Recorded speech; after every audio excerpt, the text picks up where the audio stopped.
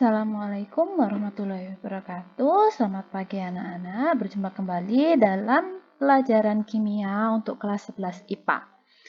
Untuk kimia 11 IPA, termokimia merupakan materi di bab 2. Termokimia ini merupakan ilmu yang mempelajari tentang hubungan antara reaksi kimia dengan energi yang menyertainya.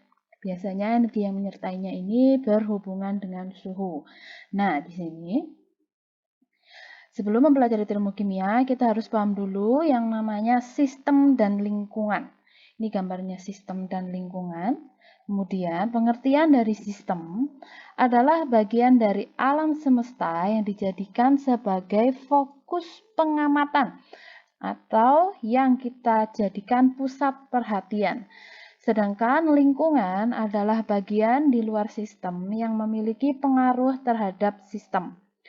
Contohnya, dalam reaksi antara urea dan air di dalam sebuah botol tertutup, maka air dan urea yang kita perhatikan itu merupakan sistem. Sedangkan dinding botol serta tutupnya merupakan lingkungan. Jenis-jenis sistem dibagi menjadi 3, yaitu sistem terbuka, sistem tertutup, dan sistem terisolasi. Sistem terbuka ini merupakan sistem yang memungkinkan adanya pertukaran materi dan juga panas antara sistem dan lingkungan. Jadi, panas atau energi bisa bertukar keluar masuk antara sistem dan lingkungan secara bebas. Sedangkan sistem tertutup adalah sistem yang tidak memungkinkan pertukaran materi, namun memungkinkan pertukaran panas atau kalor dengan lingkungannya. Contoh dari sistem tertutup ini, jika kamu mengisi botol minum dengan air hangat, awalnya air tersebut akan berasa panas. Meskipun telah ditutup, lama-kelamaan air yang suhunya tadi cukup tinggi akan lama-kelamaan akan turun. Kemudian, yang selanjutnya adalah sistem terisolasi. Nah, sistem terisolasi ini merupakan sistem yang sangat tertutup rapat dan terpisah dari lingkungannya. Sistem terisolasi tidak memungkinkan adanya pertukaran materi maupun kalor dari sistem ke lingkungan ataupun sebaliknya. Salah satu contoh sistem terisolasi adalah termos dan air panas. Termos air yang tertutup tidak memungkinkan air untuk keluar sehingga air akan tetap panas.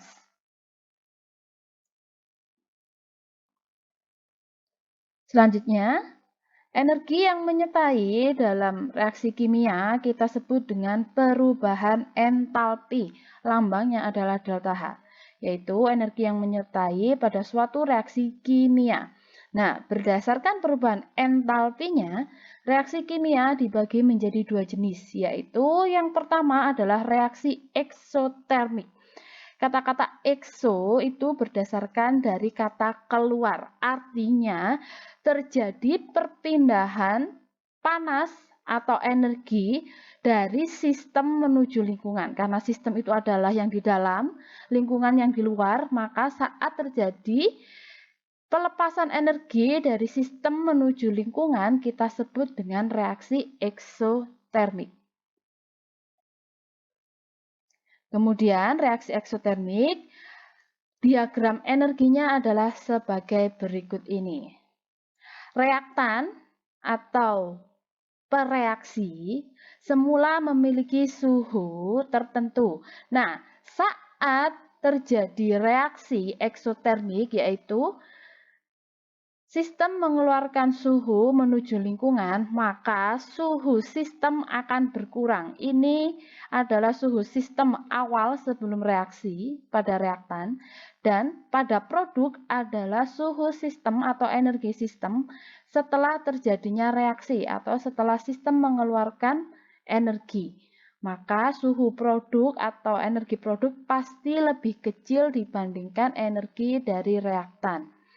Nah, untuk menentukan perubahan entalpi itu sama dengan entalpi produk dikurangi dengan entalpi reaktan. Entalpi produknya lebih kecil dibandingkan entalpi reaktan.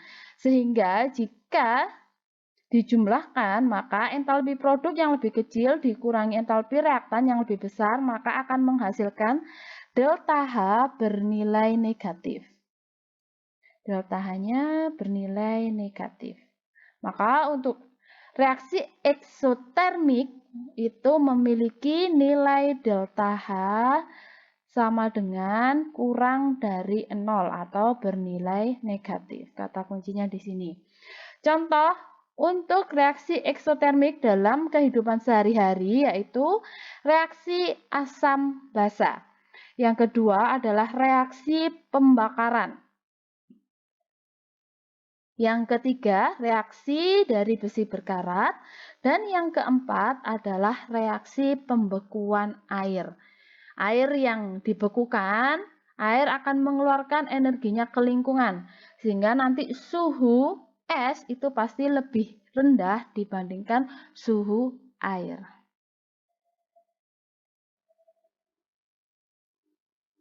Jenis reaksi yang kedua adalah reaksi endotermik atau endoterm. Nah, reaksi endotermik ini, endo itu artinya masuk. Artinya di sini sistem akan menerima energi dari lingkungan. Maka setelah terjadinya reaksi, entalpi sistem akan naik sehingga dapat digambarkan dengan grafik berikut ini. Entalpi sistem semula rendah. Ketika sistem menerima energi, maka setelah reaksi entalpi sistem akan naik. Sehingga perubahan entalpinya, untuk perubahan entalpi, rumusnya sama, entalpi produk dikurangi entalpi reaktan. Ketika entalpi produk itu lebih tinggi dibandingkan entalpi reaktan, maka perubahan entalpinya akan bernilai positif. Untuk beberapa contoh reaksi endotermik dalam kehidupan sehari-hari itu adalah penguapan air, pendidihan air yang membutuhkan panas, kemudian fotosintesis. Reaksi fotosintesis bisa berjalan jika ada panas dari matahari. Itu merupakan salah satu contoh reaksi endotermik. Kemudian saat kita memasak telur, telur bisa matang jika mendapatkan energi dari luar. Berarti ada perpindahan energi dari lingkungan ke sistem, yaitu telurnya. Itu adalah dua jenis reaksi berdasarkan perubahan entalpinya. Berikutnya, kita harus mempelajari tentang jenis-jenis perubahan entalpi. Untuk jenis-jenis perubahan entalpi pada tingkat SMA yang diperkenalkan ada 3 jenis perubahan entalpi. Yang pertama adalah perubahan entalpi pembentukan standar atau lambangnya adalah delta HF. Perubahan entalpi pembentukan standar ini merupakan perubahan entalpi pada pembentukan 1 mol senyawa dari unsur-unsurnya yang paling stabil pada keadaan standar. Contohnya, pembentukan 1 mol NH3 dari nitrogen dan hidrogen. Di sini yang akan dibentuk adalah NH3. Maka NH3 ini harus berada pada posisi produk.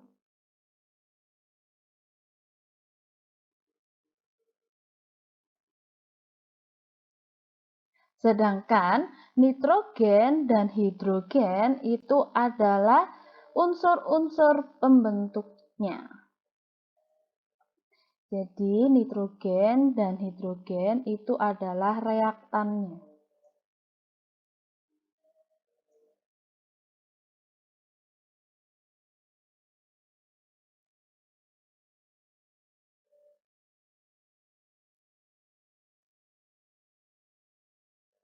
Maka reaksinya bisa ditulis setengah N2 ditambah dengan 3/2 H2 menghasilkan 1 mol NH3. Karena tujuannya ini adalah reaksi pembentukan NH3. NH3-nya itu harus 1 mol. Kita tahu 1 mol itu berdasarkan koefisiennya. NH3 ini tadi tidak ada koefisiennya, jadi ini dianggap 1. Berarti NH3-nya 1 mol. Kemudian hidrogennya itu adalah 3/2 mol. Sedangkan N2-nya adalah setengah mol.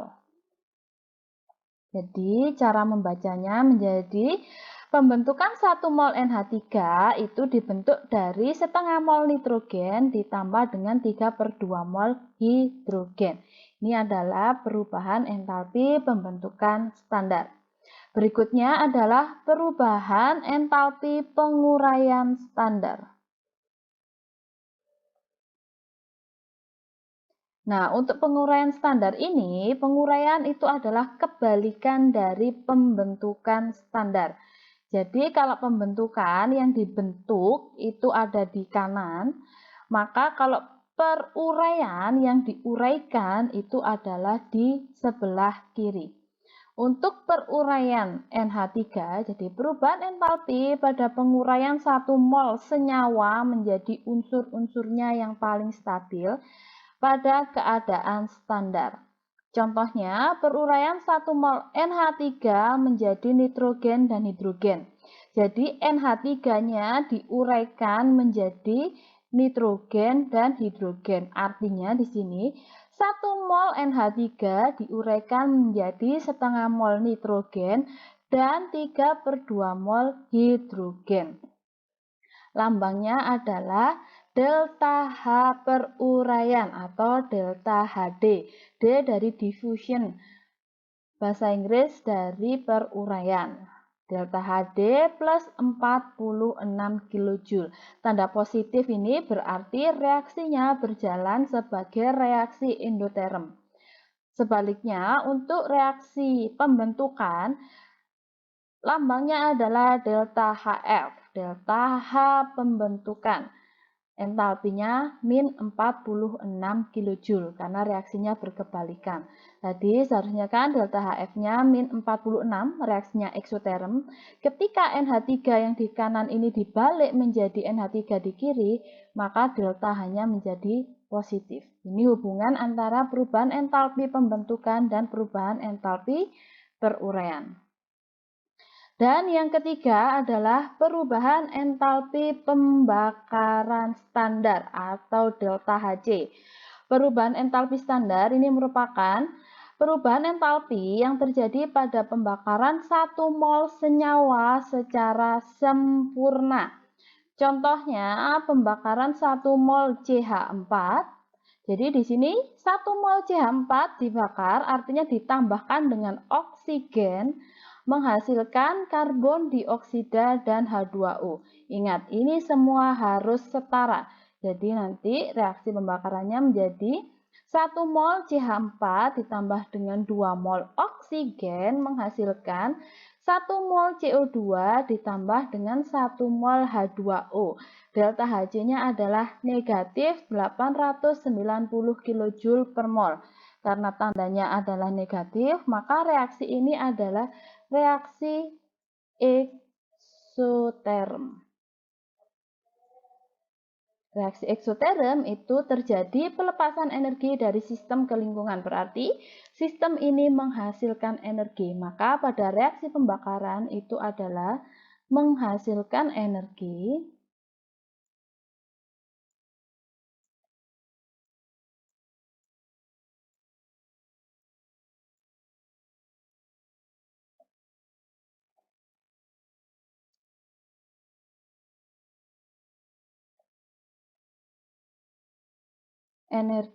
sebesar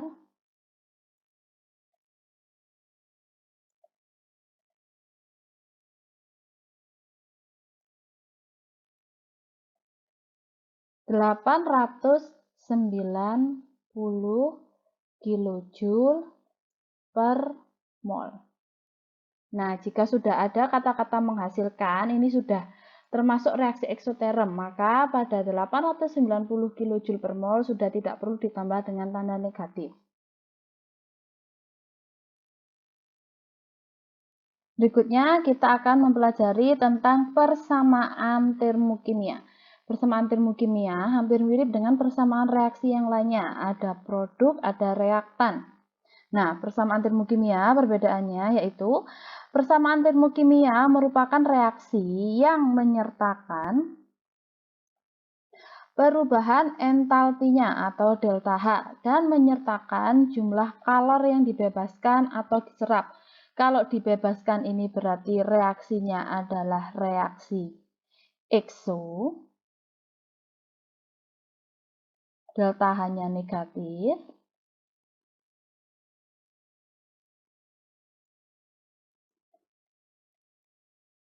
Sedangkan kalau diserap, ini berarti reaksinya adalah reaksi endoterm. Delta H-nya adalah positif.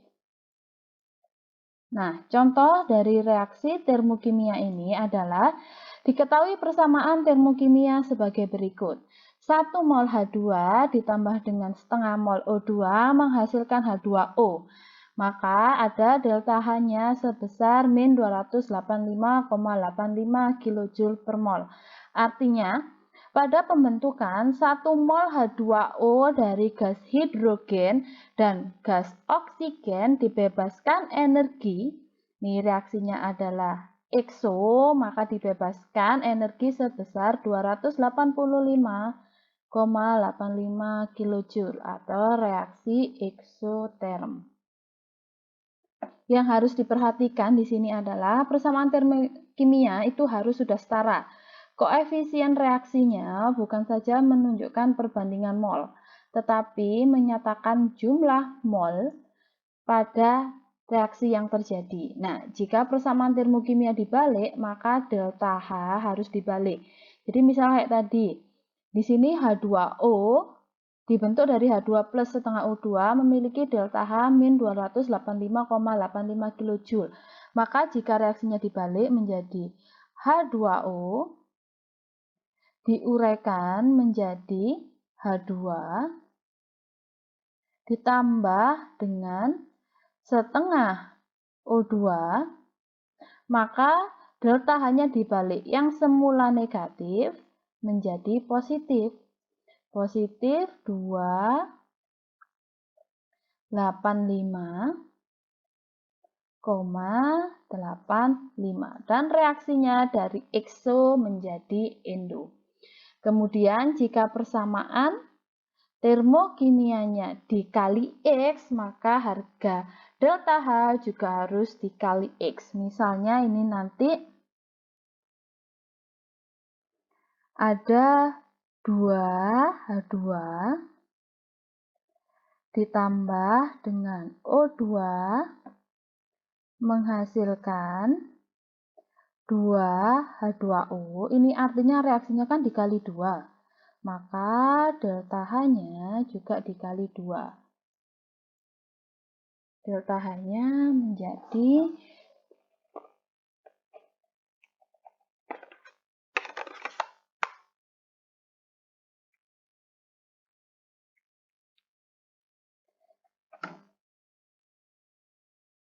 min 571,7.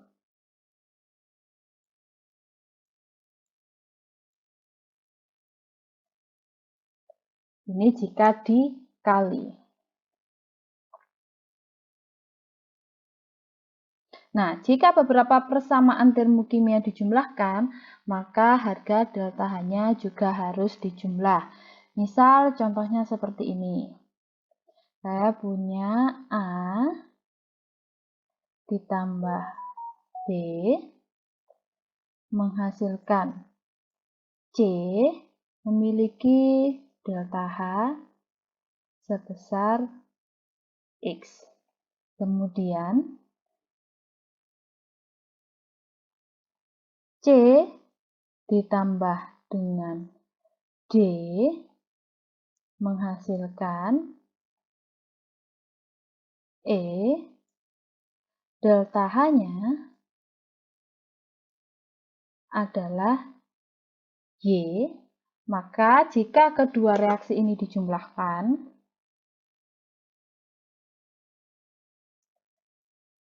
ini yang berbeda ruas dan memiliki zat yang sama bisa dicoret seperti ini.